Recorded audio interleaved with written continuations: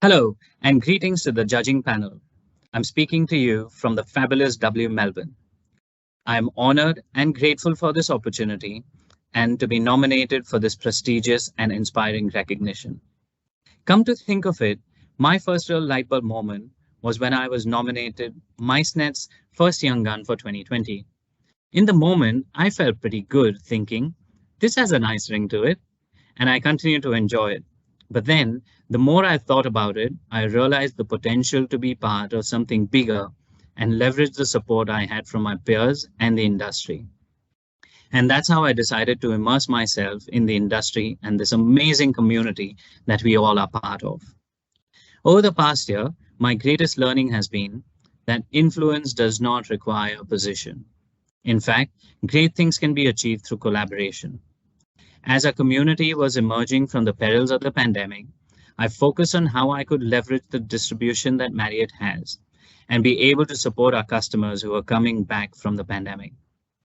In collaboration, I was able to help some of our key business partners strategize their staff engagement and return to work policies through innovative ideas such as catering experiences for virtual attendees, day passes, an initiative which involved positioning our hotel rooms as remote working and collaborative spaces, gift card alternatives for missed incentive opportunities, just to name a few. These efforts drew praise from some of the industry leaders like Nick Millis, Stephen Turner, Michelle Sargent, amongst others. Not only that, but it also brought in close to about $1.9 million to Marriott's top line in just a very short time, as we were seeing early glimpse to recovery. This certainly helped sustain my efforts and, most importantly, helped keep some of our stakeholders and colleagues employed. That was the most humbling experiences I have ever felt, where some of our hotel partners recognized my efforts and the impact it had on our sheer sustenance. This made me realize that real impact certainly goes beyond just dollars and cents.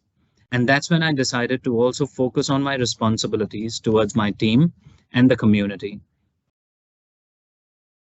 Focused on care for associates, I put my hand up to be the wellness champion and help launch the Converge program, a company-wide purpose-built wellness program. From movements to diets, I came up with the ideas to keep the team well and healthy as we navigated the lockdowns.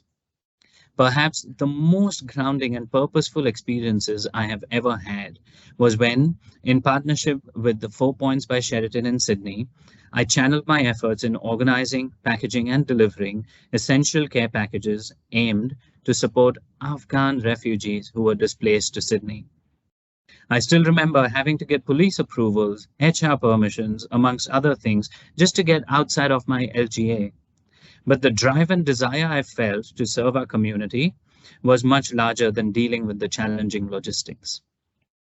The real testament to my involvement in the industry came through this year, when Colette Bainey, one of our stalwarts of the industry, recognized in me the ability to be an advocate for the industry as a future leader. And she nominated me to be SITE Australia New Zealand Chapter's Young Leader Ambassador. The moment got real when I was standing on stage as a guest speaker at SITE's inaugural conference in Sydney, addressing a room full of influential business owners and professionals that run our industry. Not just that, I am also super excited to be representing Australia and New Zealand at SITE's Young Leader Conference in Las Vegas later this year. These experiences have reaffirmed my commitment to going beyond, and I am just getting started. Having done it in New South Wales, I now get the opportunity to be immersed in Victoria in my new position as Market Account Director for Marriott in Victoria. Once again, I'm greatly thankful for this opportunity and the nomination, and I hope I can continue to be an inspiration to others as the rising star of our industry.